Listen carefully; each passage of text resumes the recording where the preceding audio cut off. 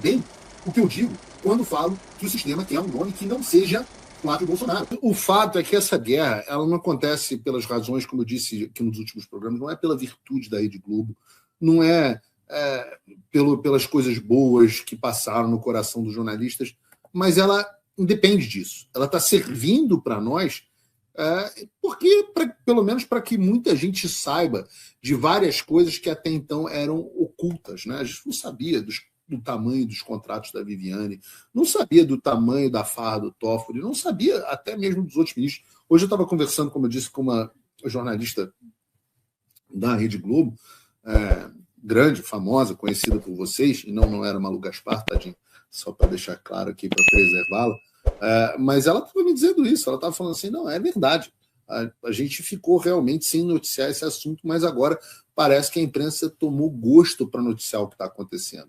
E por causa da exposição da imprensa sobre esse escândalo do Toffoli, do resort da EA, por exemplo, a gente descobriu que os irmãos do Toffoli, que estão envolvidos nesse caso, foram sócios também de um segundo resort, e que o parceiro de negócio deles era ninguém mais, ninguém menos do que o Ratinho. Não sou eu que estou dizendo. E aí não é o Ratinho Júnior. Eu acho até que eu falei Ratinho Júnior, mas era o Ratinho pai, não o Júnior. O empreendimento tem, inclusive, o mesmo nome do resort do Toffoli, e a promessa é de que o Taiaiá Porto Rico, que ainda está em obras, seja ainda mais luxuoso que o Taiaiá original. O que é engraçado, já que a sede da empresa dele já é a casa de um dos irmãos que está em petição de miséria. E coitado, precisando de reformas básicas. E é muito engraçado como eles não têm dinheiro para pintar um muro ou trocar um piso numa garagem da casa, mas tem para entrar de resort, sócio num resort de luxo, com 240 apartamentos, 300 casas. O cara não tem dinheiro para pintar a casa, mas tem dinheiro para fazer tantos imóveis de luxo. E a participação que eles tiveram não foi uma participação pequena, né? Foi uma participação de 18% do empreendimento. Em 5 anos de parceria entre o Ratinho e a família Toffoli, e um investimento multimilionário ou bilionário, sobre a qual a gente sequer sabia e sequer saberia se o sistema não tivesse entrado, como eu disse, nessa guerra civil. E aí não tem como eu deixar de falar sobre as eleições de 2026, porque o filho do Ratinho, o Ratinho Júnior, coincidentemente é um dos nomes preferidos do sistema para a presidência da República. E isso é muito claro. Teve até uma matéria da CNN na semana passada falando que os bilionários de Davos, esses mesmos que fazem parte do sistema no Brasil e no exterior, não queriam Flávio Bolsonaro e cogitavam o nome de quem? Do filho do sócio do Toffoli no resort, o Ratinho Júnior. E aí eu te pergunto, se o Ratinho Júnior fosse o candidato da direita para as eleições de 2026, que expectativa que você teria que ele combatesse a farra dos ministros no Supremo Tribunal Federal com o nosso dinheiro, com o dia de propina? Eu não tenho absolutamente nenhuma. Afinal, o pai do cara estaria como sócio em um empreendimento de luxo com os irmãos laranja do Dias Toffoli. E isso exemplifica bem o que eu digo quando falo que o sistema quer um nome que não seja Flávio Bolsonaro.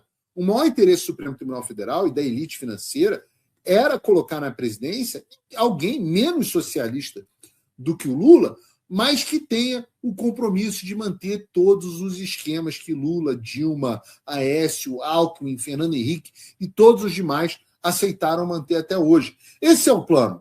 Essa é a história sendo guiada na direção correta. A história do Barroso na direção correta. A única coisa que eles não querem é um novo acidente de percurso, um novo Jair Bolsonaro, ou pior, alguém melhor que Jair Bolsonaro, como Flávio Bolsonaro. E o interesse deles, e sim, eu acho Flávio Bolsonaro melhor do que Jair Bolsonaro. Pronto, falei, vivam com isso. O interesse deles é manter esses esquemas porque todo mundo sai ganhando, obviamente, menos você. Os ministros do Supremo ficam ricos, inacreditavelmente ricos, a partir das propinas pagas para o tráfico de influência no tribunais superiores, e a elite financeira continua a ter os seus pedidos atendidos nos casos que são julgados. Todo mundo enriquece e você e eu, a gente paga a conta.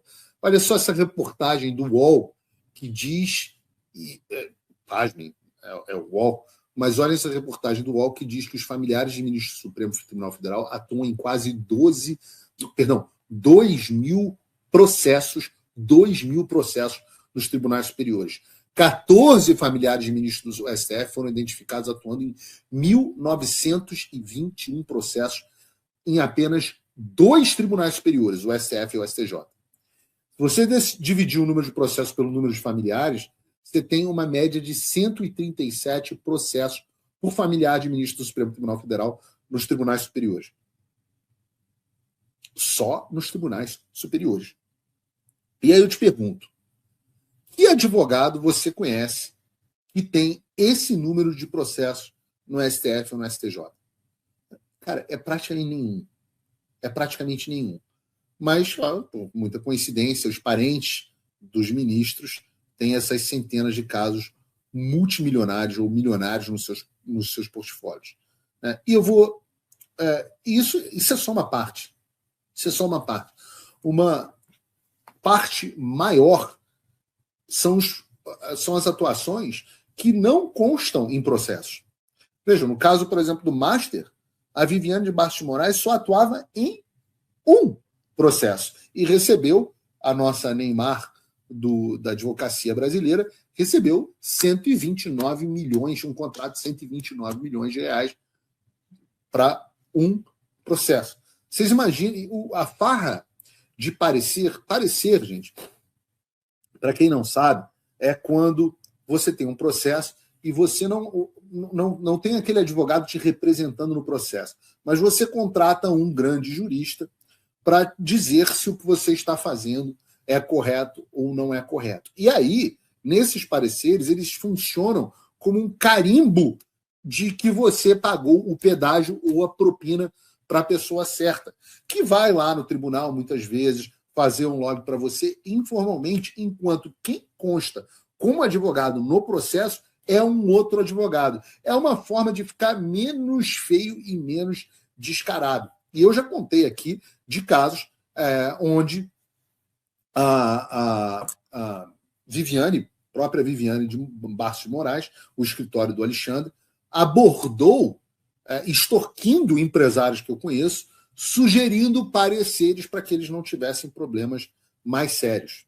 E isso eu sei, porque eu ouvi da fonte primária, eu ouvi de um próprio grande empresário, esse caso que aconteceu, aliás, não vi só de um, não, eu ouvi de outro caso, que é um caso bem famoso no Brasil. Então, assim, a gente sabe que isso está acontecendo e isso não consta nesses levantamentos do UOL. E esse a gente ainda não viu. Eu estou louco para ver novos contratos do Alexandre de Moraes, novos contratos da Viviane Bastos de Moraes. Eu sei que eles existem, só não sei onde eles estão e como que a imprensa acha esses contratos. Porque eu volto a repetir quantas vezes forem necessárias, se não fosse a guerra civil do sistema, se não fosse o racha entre a elite econômica e o Supremo Tribunal Federal, nós não teríamos nenhuma noção do que está acontecendo. A gente não saberia quase nada disso, porque a mídia estava se recusando, inclusive, a reportar. O que a mídia vai reportar daqui para frente, eu não sei. Eu sei que você ouve falar desse tipo de assunto há muito tempo aqui no Paulo Figueiredo Show, porque nós dissemos a verdade como ela é.